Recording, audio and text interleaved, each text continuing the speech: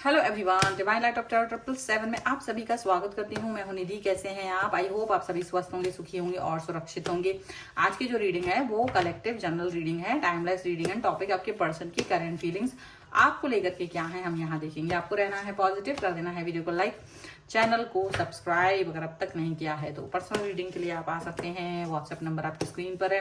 Reading start है 199 rupees onwards. Mini reading से लेके डिटेल रीडिंग तक करवा सकते हैं। इसके अलावा अगर आप सीखना चाहते हैं टैरो कार्ड रीडिंग तो सेम व्हाट्सएप नंबर पर मुझे लर्निंग का मैसेज करें और स्टार्ट करें अपनी लर्निंग की जर्नी को। तो स्टार्ट करते हैं अपनी इस रीडिंग को और देखते हैं कि पर्सन की करंट फीलिंग्स आपको लेकर के क्या है। Angels, universe and divine please guide करिए मुझे और बताएं जो मेरे व्यूअर्स हैं उनके पर्सन उनके बारे में क्या सोच रहे हैं। यहाँ पर आ गया है 7 ऑफ कप्स का कार्ड, यहाँ पर आ गया है किंग ऑफ पेंटिकल्स का कार्ड, द सन का कार्ड है, यहाँ पर अवेकनिंग का कार्ड है, ओके 9 ऑफ वॉन्ड्स का कार्ड है, यहाँ पर आ गया है ट्रांसफॉर्मेशन का कार्ड, 2 ऑफ कप्स का कार्ड है, यहाँ पर है 4 ऑफ कप्स का कार्ड, नाइट ऑफ सॉर्ड्स का कार्ड है और यहाँ पर है स्ट्रेंथ का कार्ड। ठीक है, तो सबसे पहले हम अगर राशियों की बात करेंगे तो ये पर्सन जो है यहाँ पर सभी राशियों के हैं क्योंकि चारों एलिमेंट्स है। ओके, तो यहाँ पर है 2 ऑफ पेंटिकल्स का कार्ड, 5 ऑफ कप्स का कार्ड एंड जस्टिस का कार्ड है।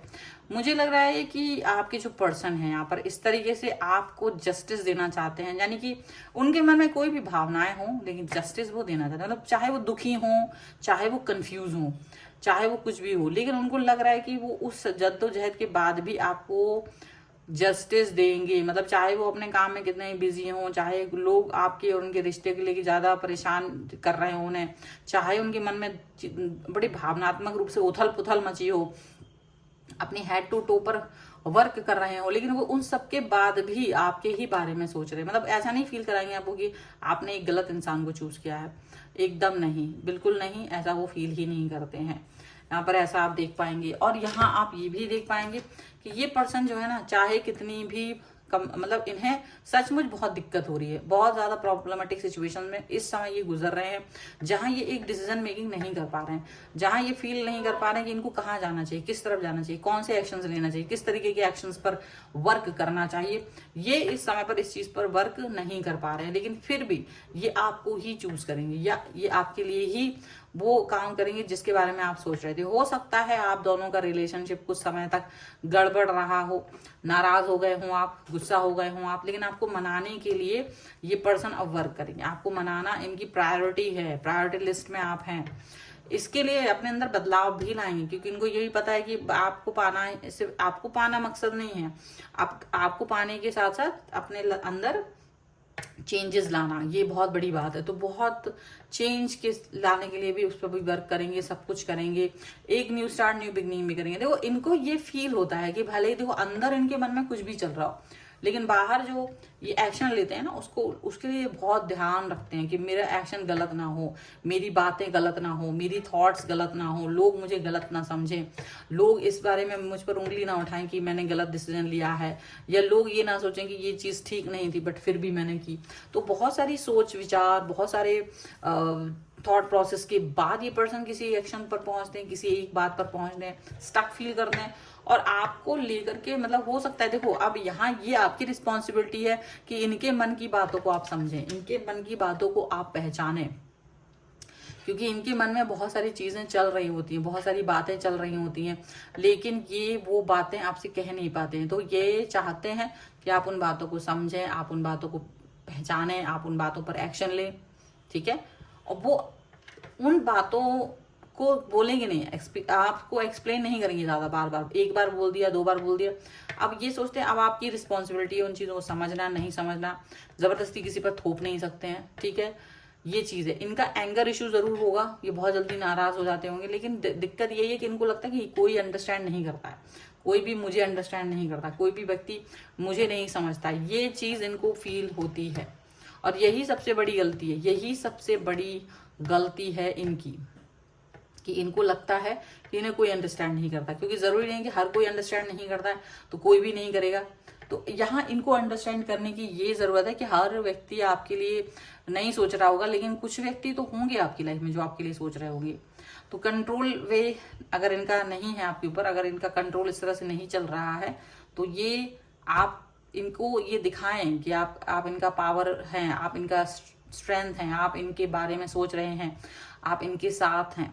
आप अपना साथ होना इनको दिखाएं, आप बताएं कि ये आप कितना इंपॉर्टेंट समझते हैं इनको, आप ये चीज बताएं। तो ये आपकी रिस्पॉन्सिबिलिटी बन जाती है कहीं ना कहीं, ये चीज आपके लिए बहुत इंपॉर्टेंट, बहुत महत्वपूर्ण बन जाती है कि मुझे ये बात, ये चीज अब करनी है, मुझे ये रिस्पॉन्सिबिलिटी अब लेनी है, मुझे ये कनेक्शन अब अपना बिठाना है। तो बहुत सारी चीजें जो है ना आपके लिए सिंपल हो जाती है, बहुत सारी बातें आपके लिए सिंपल हो जाती है, बहुत सारी आपकी जो मतलब एक तरह से देखा जाए कि आप क्या चाह रहे होते हैं ना, वो सारी चीजें बहुत सिंपल हो जाती है। ये चीज आपको ध्यान में रखना होगा, और यही चीज अगर आप ध्यान में रख लेंगे तो बहुत ज्यादा अच्छा रहेगा। यही चीज अगर आप ध्यान में रख लेंगे तो यही चीज आपके लिए बहुत इंपॉर्टेंट होगी।